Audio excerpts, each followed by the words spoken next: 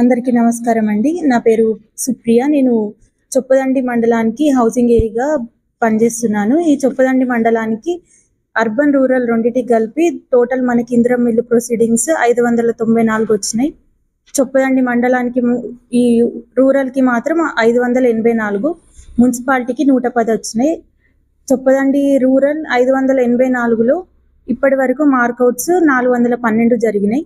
అంటే దాదాపు 70% మార్కౌట్స్ పూర్తయినాయి. ఆ 70% మార్కౌట్స్ 412లో ఇప్పటి వరకు 216 బేస్మెంట్స్ అయినాయి. ఒక 50% వరకు బేస్మెంట్స్ కంప్లీట్ అయినాయి. ప్రతి విలేజ్లో స్టార్ట్ అయినాయి. బేస్మెంట్స్ అయిపోయిన తర్వాత మనకి గోడల లెవెల్ ఉంటుంది. ఆ గోడల లెవెల్ ఇప్పటి వరకు 34 కంప్లీట్ అయినాయి. మనకి స్టేజ్ వారీగా మనకి అమౌంట్స్ పడుతూ ఉంటాయి. ఫస్ట్ బేస్మెంట్ మనకి ప్లింత్ బీమ్ కంప్లీట్ అయిపోయిన తర్వాత మీ అకౌంట్లోకి వచ్చే వారం ప్రతి సోమవారం 1,00,000 రూపాయలు పడతాయి. తర్వాత స్టేజ్ గోడలు స్టార్ట్ చేయాలి. గోడలు పూర్తి స్లాబ్ లెవెల్ వరకు వచ్చిన తర్వాత మళ్ళీ మీ పంచాయత్ సెక్రటరీ ఫోటో తీసుకుంటారు. హౌసింగ్ ఏఈ అయిన నేను దాన్ని ఒకసారి పూర్తిగా వెరిఫై చేసి దానికి అప్రూవ్ చేస్తా. అప్రూవ్ చేసిన తర్వాత మీకు గోడల లెవెల్కి మళ్ళీ మరో 1,00,000 పడతాయి. తర్వాత స్లాబ్ లెవెల్ ఉంటుంది. పూర్తిగా మీ కలర్, కరెంట్ ఇవ్వడం, నీళ్లు అన్ని సరఫరా అన్ని ఫినిషింగ్ టోటల్ అయిపోయిన తర్వాత మీకు 1,00,000 పడతాయి. మీకు 5,00,000 4 దశలలో పడతాయి అమౌంట్. మీరు బేస్మెంట్ ఏరియా 400 స్క్వేర్ ఫీట్ నుంచి 600 స్క్వేర్ ఫీట్ లోపే ఉండాలి. 400కి 1 స్క్వేర్ ఫీట్ తగ్గకూడదు. 600కి 1 స్క్వేర్ ఫీట్ కూడా పెరగడానికి వీల్లేదు. అలా పెరిగించో అది రిజెక్ట్ అవుతుంది. స్లాబ్ ఏరియాకి ఏం రిస్ట్రిక్షన్ లేదు. స్లాబ్ ఏరియా మీరు పెంచుకోవచ్చు. చొప్పదండి అర్బన్లో మొత్తం శాంక్షన్ అయినాయి 110. అందులో మార్కౌట్ జరిగినాయి 86. దాదాపు 79% మార్కౌట్ జరిగినాయి.